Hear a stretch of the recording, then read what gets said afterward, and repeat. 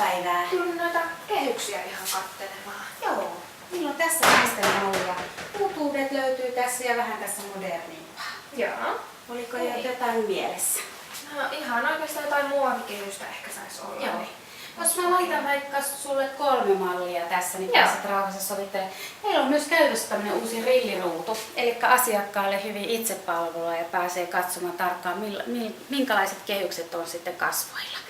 Eli toimii sillä lailla, että kun laittaa tuon kameran siihen kohtaan, missä kasvot näkyy parhaiten täällä ruudussa, ja sen jälkeen kevyesti kliksauttamalla tuosta ota kuva, niin kuvat tulee aina sitten kohti ruutua.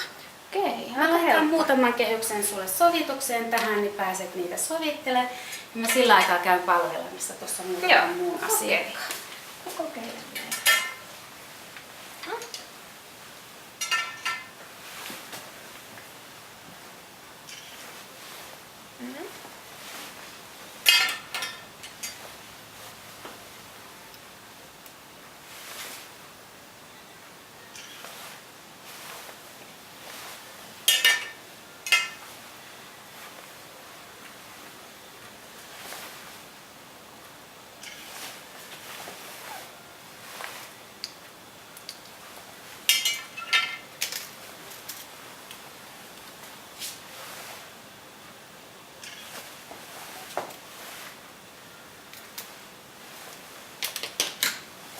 Miltä se vaikuttaa? No Löytyykö tossa nyt sopivaa? ehkä oli yhdet, nämä ensimmäiset oli itse asiassa aika hyvät. Otettaisiko siitä vielä sellainen sivupersoonakuva, eli vähän toisenlainen kuva sitten? Joo, no Et vähän sivusta nähdään se kaunis Aisa sitten sieltä.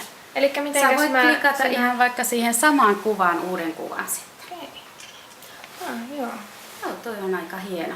Hieno kehys, käy hyvin sun kasvoille. Niin. Mikä muuten tuolla menee tommonen... Sieltä löytyy meidän ajankohtaisia infotietoa sekä mainoksia. Ja täällä on helposti pääsee klikkaamalla sitten vaikka tuota kuvaa tuosta, niin pääsee sitten esimerkiksi tässä Diabetesliiton sivuille, jossa kerrotaan tuosta maailman diabetespäivästä. Ja tämä on helppo sulkea myös pois sieltä. Tietysti lisää infoa voi myös ottaa vaikka klikkaamalla tuosta, että liityn jäseneksi, niin näkee sieltä tietoja. Mutta pääsee pois myös sitten kätevästi tuolta klikkaamalla. Joo. Kuvathan näistä lähtee automaattisesti, kun painetaan tyhjennä ruutu, ja sen jälkeen ei kuvia. Ja talteenhan sinne ei jää mitään. Joo. No tää olisi kyllä semmonen kehys, että tästä voitaisiin katsoa. No niin. Sitten varataan optikolle aikaa. Joo, hyvä. Kiitos.